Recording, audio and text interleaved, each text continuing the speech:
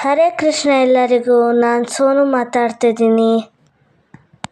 ಇವತ್ತಿನ ವಿಡಿಯೋಲಿ loop ಟರ್ನರ್ನ use ಮಾಡಿಕೊಂಡು ಬ್ಲೌಸಿಗೆ ಟ್ಯಾಗನ್ನು ಹೇಗೆ ರೆಡಿ ಮಾಡ್ಕೊಳ್ಳೋದಂತ ಅಮ್ಮ ತೋರಿಸ್ತಿದ್ದಾರೆ.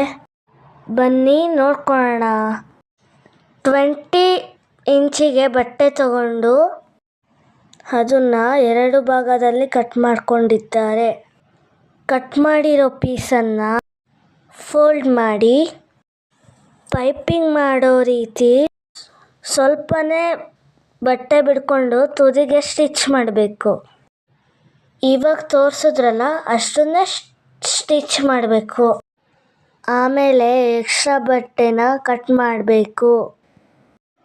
ನಂತರ ಲೂಪ್ ಟರ್ನರ್ ತಗೊಂಡು ಅದರಲ್ಲಿ ಟ್ಯಾಗನ್ನು ರೆಡಿ ಮಾಡ್ಕೊತೀವಿ.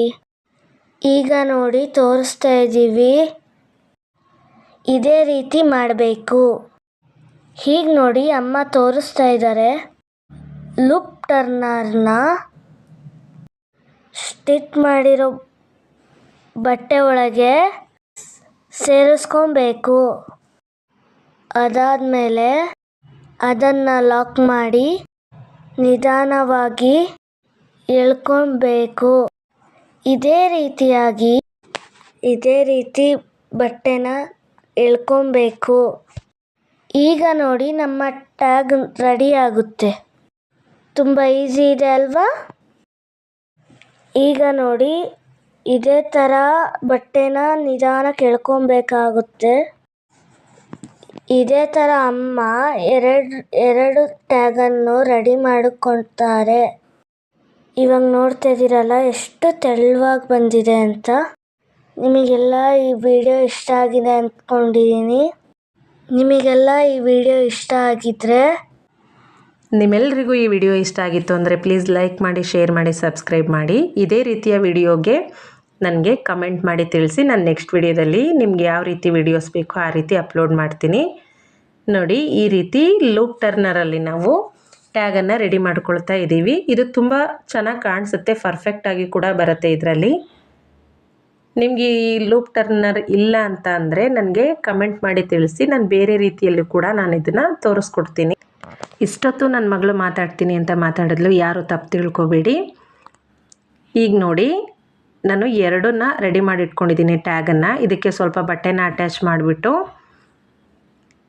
ಟ್ಯಾಗನ್ನು ರೆಡಿ ಮಾಡ್ಕೊಳ್ತಾ ಇದ್ದೀನಿ. ತುಂಬ ಈಸಿ ಇದೆ, ಬೇಗನೆ ಆಗಿಬಿಡುತ್ತೆ.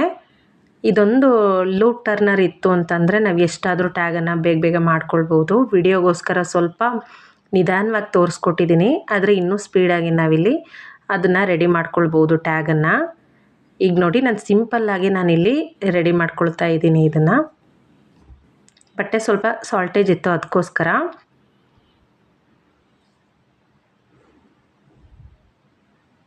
ನಿಮಗೇನಾದರೂ ಸಮಸ್ಯೆ ಇದ್ದರೆ ಇದರಲ್ಲಿ ಕಮೆಂಟ್ ಮಾಡಿ ತಿಳಿಸಿ. ಅದಕ್ಕೆ ಏನು ಮಾಡ್ಬೋದು, ಹೇಗೆ ಮಾಡಿ ತೋರಿಸಿದ್ರೆ ನಿಮಗೆ ಅನುಕೂಲ ಆಗುತ್ತೆ ಅನ್ನೋದನ್ನು ನಾನು ನೆಕ್ಸ್ಟ್ ವಿಡಿಯೋದಲ್ಲಿ ತೋರಿಸ್ತೀನಿ. ಸಬ್ಸ್ಕ್ರೈಬ್ ಮಾಡದೆ ಯಾರೆಲ್ಲ ನನ್ನ ಚಾನಲ್ನ ನೋಡ್ತಾ ಇದ್ದೀರಾ ಅವರೆಲ್ಲ ಪ್ಲೀಸ್ ಸಬ್ಸ್ಕ್ರೈಬ್ ಮಾಡಿ ನೋಡಿ ಅಂತ ಹೇಳ್ತೀನಿ. ನೋಡಿ ಲೂಪ್ ಟರ್ನರ್ ಅಂದರೆ ಹೇಗಿರುತ್ತೆ ಇವಾಗ ತೋರಿಸ್ತಾ ಇದ್ದೀನಲ್ವ, ಅದೇನೇ. ನೋಡಿ ಸ್ಟಿಚ್ ಆಗಿ ಐರನಿಂಗ್ ಎಲ್ಲ ಆದಮೇಲೆ ನಾನಿಲ್ಲಿ ಟ್ಯಾಗನ್ನು ಅಟ್ಯಾಚ್ ಮಾಡ್ತಾ ಇದ್ದೀನಿ. ಎಮ್ಮಿಂಗ್ ಮಾಡಿದಾಗ ಆದಷ್ಟು ಕೈಯಲ್ಲೇ ಸ್ಟಿಚ್ ಮಾಡ್ಕೊಳ್ಬೇಕು ಟ್ಯಾಗನ್ನು. ಪೈಪಿಂಗ್ ಮಾಡಿದರೆ ತೊಂದರೆ ಇಲ್ಲ, ಹಾಗೆಯೇ ಮಷಿನಲ್ಲಿ ನಾವು ಟ್ಯಾಗನ್ನು ಸ್ಟಿಚ್ ಮಾಡ್ಕೋಬೋದು.